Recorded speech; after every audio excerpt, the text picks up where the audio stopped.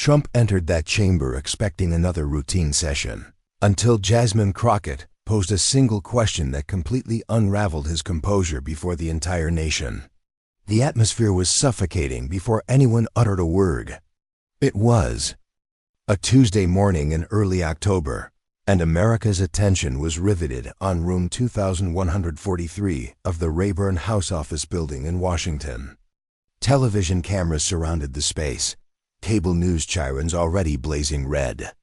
The president, still serving his second term, was about to face questioning in a highly contentious congressional hearing, defending his most controversial executive. Directive 1, proposing the elimination of federal support for sanctuary cities and the removal of specific birthright protections. Jasmine Crockett sat positioned at the row's edge, a pen balanced against her lips.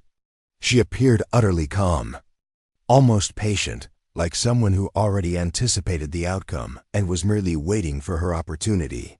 She wore a deep orange blazer and maintained a steely expression that remained unwavering as assistants whispered around her, and staffers scrambled to complete final preparations.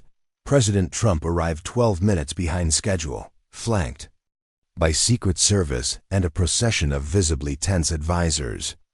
He donned a navy suit with a red tie, his expression initially appearing unreadable until the camera zoomed closer. The subtle puffiness beneath his eyes, the tightened jaw, the hurried manner in which he approached the table, these details didn't escape notice. The chairperson called the session to order. "Mr. President, thank you for your appearance today." Trump leaned toward the microphone. "Happy to be here. I believe we'll clarify some matters today. There's been a lot of misinformation circulating, a lot of dishonest individuals." The crowd behind the press barrier stirred, several journalists raising eyebrows while maintaining silence. The initial round of questioning followed standard protocol policy discussions, legal terminology, rebuttals. Trump executed his usual strategy, deflecting, redirecting, and inserting sound bites that would resonate well on certain networks by evening dot. Then they reached Representative Crockett. When her name was announced, she adjusted her microphone deliberately and spoke without consulting her notes. "Mr. President, you've maintained that this executive order addresses security concerns. But security for whom?" Trump raised an eyebrow. "For the American people, all of them." She tilted her head slightly. "Yet your order disproportionately impacts immigrants from communities that already contribute substantially to this nation's economy, infrastructure, and culture.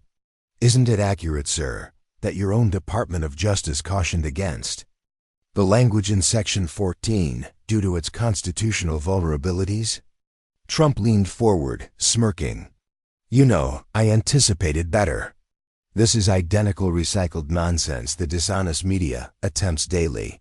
I don't respond to opinions, Congresswoman. I respond to results." A pause followed that moment. Just a breath was sufficient for everyone in the room to sense that something had shifted. Crockett didn't flinch. She didn't respond immediately.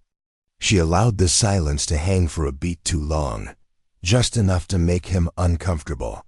Then she leaned in slightly, calm as ever. "With all due respect, sir, results don't come at the expense of truth." Several people in the gallery murmured. One of Trump's aides stiffened behind him. A flash of tension flickered across the president's face. He masked it quickly, but Crockett caught it. "Let's discuss truth," she continued, "and let's be honest about what today's really about." But the real intensity hadn't even begun. Crockett wasn't merely here to debate policy. She was about to press where it hurt most.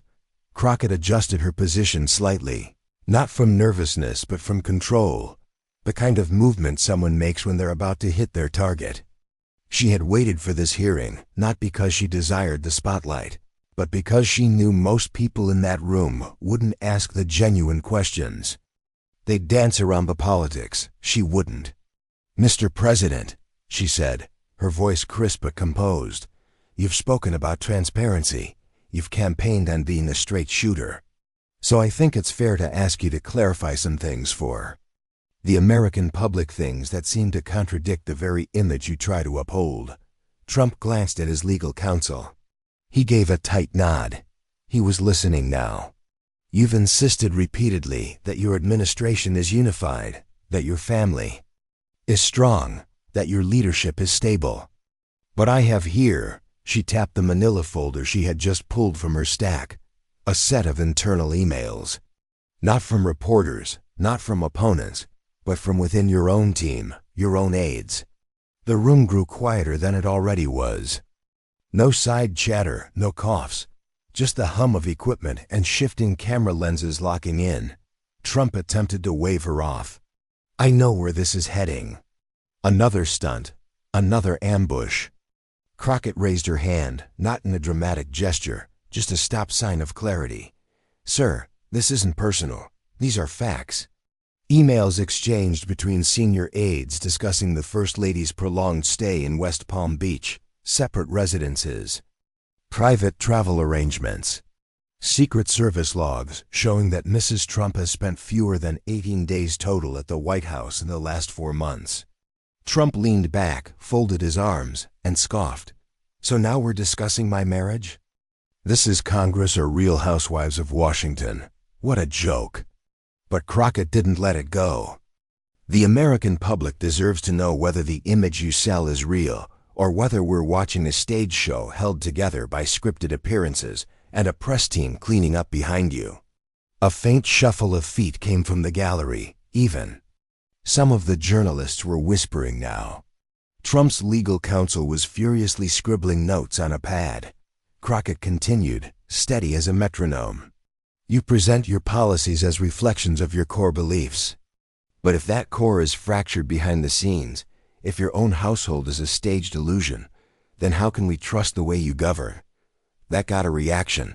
Trump sat up. That's none of your damn business. You made it our business, Crockett. Shot back, when you campaigned on family values, when you held up your marriage as proof of your strength. You opened that door, Mr. President. He leaned toward the microphone again, his voice sharp now. You don't know anything about my marriage. I know what your staff is saying behind your back. That did it. Trump slammed his palm on the table. A sharp, flat pop echoed through the room. You're disgusting, he shouted. This isn't what America wants. You want to talk about loyalty, integrity? Look in the mirror. Crockett didn't even blink. Integrity is exactly what I'm talking about. A pause long enough for people to realize something rare had happened. Trump had lost his cool, and she hadn't raised her voice once. I'm not finished, she said calmly, flipping another page in her file, because this isn't just about where the First Lady sleeps. It's about the patterns of secrecy and the lengths your administration has gone to keep the American people in the dark. Trump mumbled something under his breath, but the microphone didn't catch it. Crockett didn't seem to care. She turned another page. In testimony earlier this year, one of your former aides, unprompted, mentioned your increasing reliance on a small inner circle. Aides said the president had become irritable, erratic, and paranoid over leaks. That same aide also claimed you were refusing routine health checks. Trump snapped back. False. Lie. All of it. Then maybe you can explain, Crockett said, her voice cutting now, why 4 separate White House aides confirmed to congressional investigators that you've required private, on-call medical attendance during your international trips, something no previous president has demanded so consistently. And that those same aides off the record have described the presence of personal garments not for fashion, but for function. The air snapped. Somewhere, a cameraman gasped. A journalist in the back whispered, "Oh my God." Trump's mouth moved. But nothing came out at first. His face was flushed. "This is shameful," he barked. "You're out of line." "You're the president," Crockett replied, eyes locked on his. "Every line affects 330 million people. You don't get to hide behind the desk anymore." For a moment, the room just sat in silence, the kind that burns even through TV screens and live streams. You could feel it. No coughs, no camera clicks, just tension so thick it was practically physical. President Trump, who had weathered dozens of heated hearings and press confrontations, was now visibly shaken. His hands twitched, his lips pressed into a flat red. Line Crockett didn't gloat. She didn't raise her voice. She didn't grin. She just pressed on, her voice steady like someone reading lines they'd rehearsed 1,000 times, but meant every word. "I'm not here to mock you, Mr. President," she said. "Plainly, I'm not interested in your private life for gossip. But when your administration demands total trust from the American people while hiding fractures, that becomes everyone's business." Trump leaned forward, gripping the edge of the table. "No one wants to hear this. This is trash. This is what you bring to the floor?" "People don't trust you," Crockett replied, direct and sharp. "They've been asked to believe one thing while watching something very different. So yes, I'm going to say it out loud."